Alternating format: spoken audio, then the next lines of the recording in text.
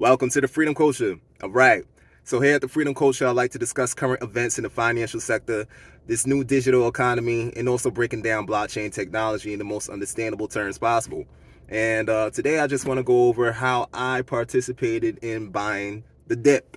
As you can see, it's looking like red across the board. Bitcoin took a hit, according, in response to the news that dropped. Evergrande, real estate company in China, has collapsed. China's property giant Evergrande files for bankruptcy in Manhattan court. Now we know the world's most indebted property developer defaulted in 2021 and began a restructuring program in March. Now this news sent shockwaves across all markets, especially in the crypto markets where we saw drops in major digital assets like Bitcoin and one of the prominent stablecoins, Tether. But the Evergrande collapse is big news, as their default has caused a major chain reaction. Companies... What else? Also, the news about Elon Musk company SpaceX has been selling Bitcoin. So a lot of people have been selling off, and that caused Bitcoin to take a hit. And once Bitcoin takes a hit, the whole market takes a hit. And to me, that is the opportunity to buy. That's when you buy when it's low, and sell for when it's high. So yesterday during the dip, I went ahead and got me some Quant. Quant is a blockchain operating system that connects multiple blockchain and networks. I like to say it's like a multi-plug outlet for blockchains. The Quant Network isn't sexy, but it does make it possible for all kinds of distributed ledger networks, including blockchains, to work together in harmony. Right now, blockchains are mostly private islands. For two of them to share information, one side or the other has to build a bridge. Quant's Overledger operating system promises to change all of that by interconnecting the crypto universe in the same way that TCP/IP protocol created the internet out of the chaos of disconnected networks. Quant Crypto is the brainchild of cybersecurity expert Gilbert Vernon. In today's CBDC world, every country around the planet is now in a process of developing CBDC. There's going to be a need for interoperability to be able to transfer money around. I thought CBDC interoperability models would be a good place to dive into. Yeah, no, let's start with that, with interoperability. So the report, what it does, it identifies different ways in which central banks can achieve interoperability between their CBDCs in such a way that it can be used for cross-border payments. In the report, we identified 3 high-level ways of doing that.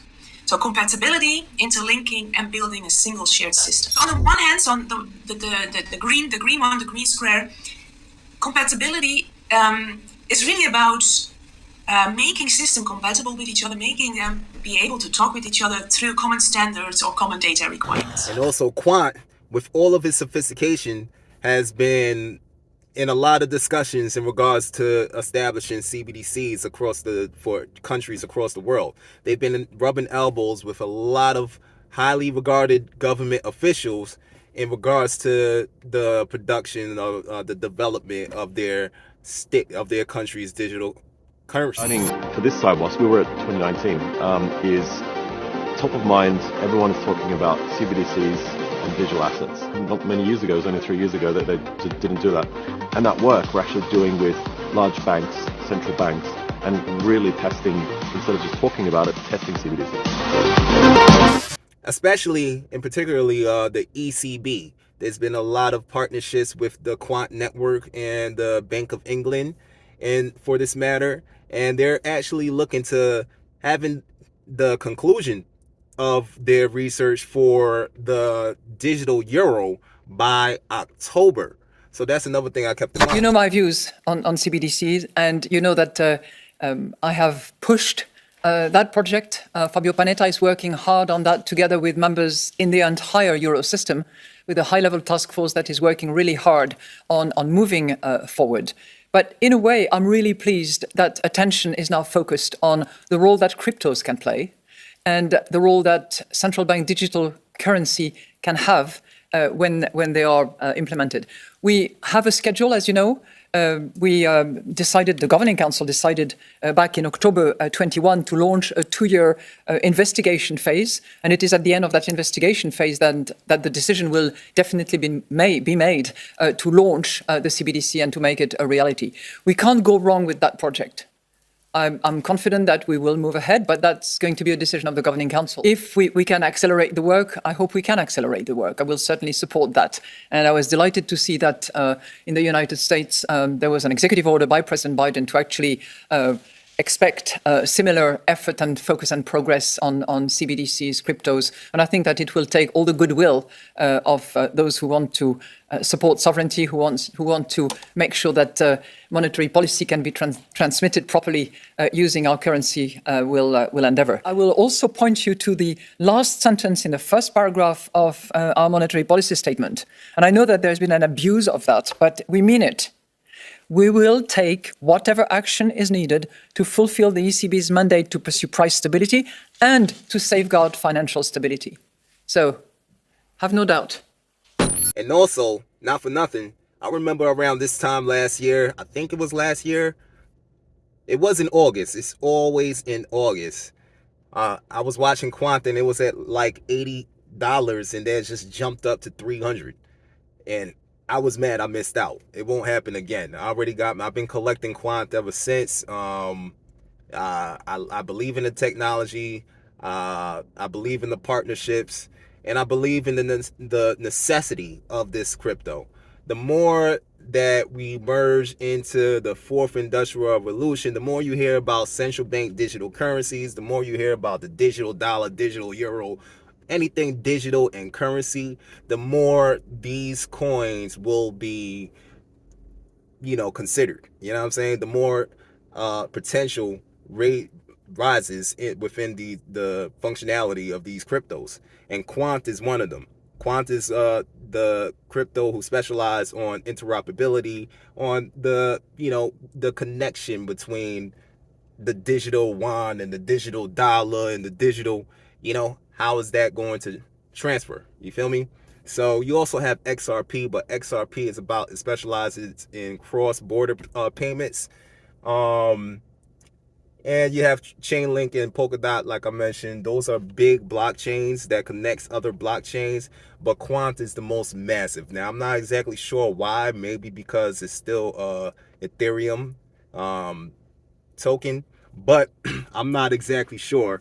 However, my logic states, seeing this coin jump up to $300 and it's been at $100 right now for the longest. I believe the price is very suppressed, and this is a good entry right now, not financial advice.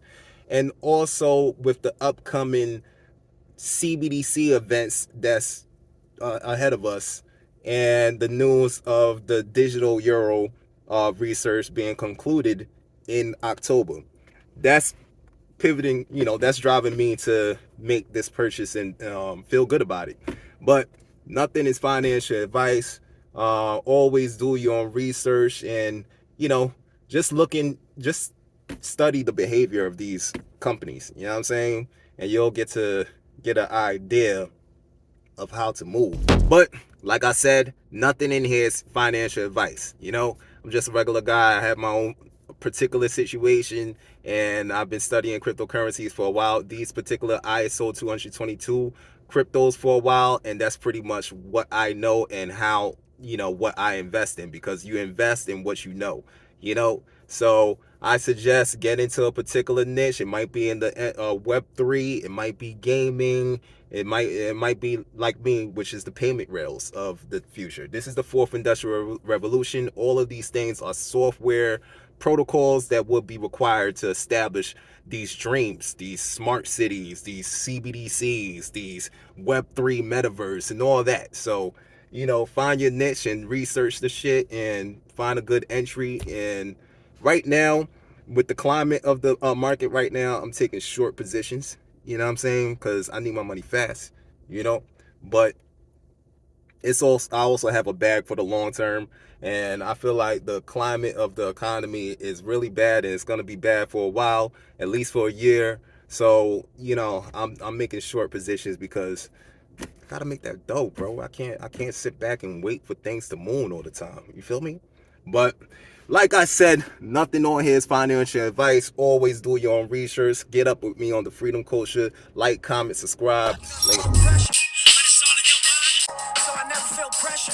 No, it's all a good time.